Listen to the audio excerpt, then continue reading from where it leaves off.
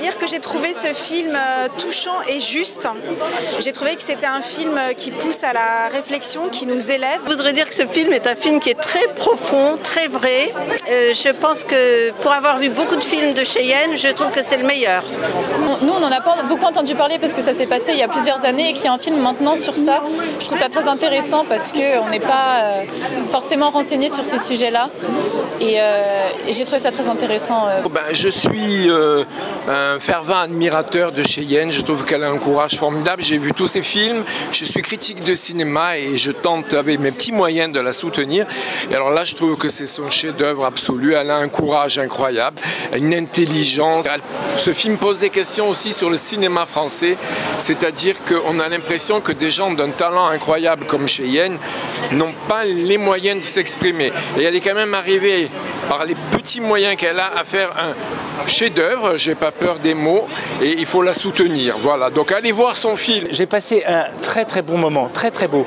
C'est quelque chose qui m'avait beaucoup marqué à l'époque, l'attentat contre le père Hamel, et j'avoue que ça a été remarquablement traité. Vraiment, c'est extraordinaire, en particulier l'équilibre qu'il y a entre la présentation du père et la présentation de celui qui va commettre l'attentat. Alors ça, c'est une chose très réaliste, voilà, la vie d'un prêtre toute simple, très réaliste, très simple, et puis voilà, on est vraiment pris par le film, et vraiment pris par la manière dont cet événement tragique a été rendu. Donc merci pour ce très beau film. Merci.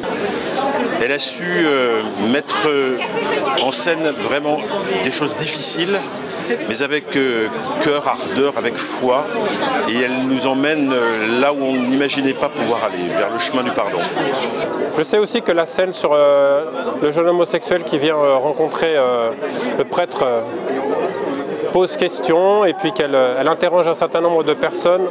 Voilà, je crois que c'est bien qu'elle soit aussi dans ce film. C'est aussi la vie des prêtres dans les paroisses, l'accompagnement des personnes en fragilité, en difficulté, en questionnement.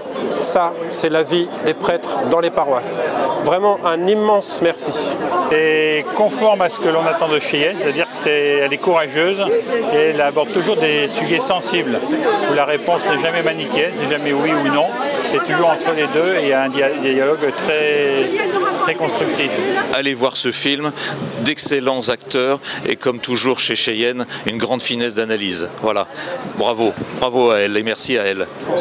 Eh bien, écoutez, j'étais bouleversé par ce film pour plein de raisons. Pour plein de raisons par rapport à la relation entre les catholiques et les musulmans. Bien sûr par la personnalité du père Hamel. Et je voudrais remercier Cheyenne Marie parce que je crois que c'est peut-être l'un des premiers films que je vois où enfin on parle de la vie banale d'un prêtre banal. Si je peux dire que le père Hamel est un prêtre banal, mais voilà, c'est la vie ordinaire d'un prêtre avec ses longueurs, avec ses joies, avec ses rencontres, et vraiment je trouve que c'est magnifique. Je rends gloire à Dieu pour ce film. J'ai été très impressionné par toute la force qui en jaillit, puisque chaque fois et à tout moment dans le film, la relation des héros, des protagonistes est creusée. Je voulais remercier Cheyenne Caron parce que vraiment, une fois de plus, c'est un film magnifique. C'est toujours émouvant parce qu'il y a toujours énormément d'humanisme. Le choix des acteurs, à chaque fois, c'est fabuleux. Vraiment, c'est un superbe film.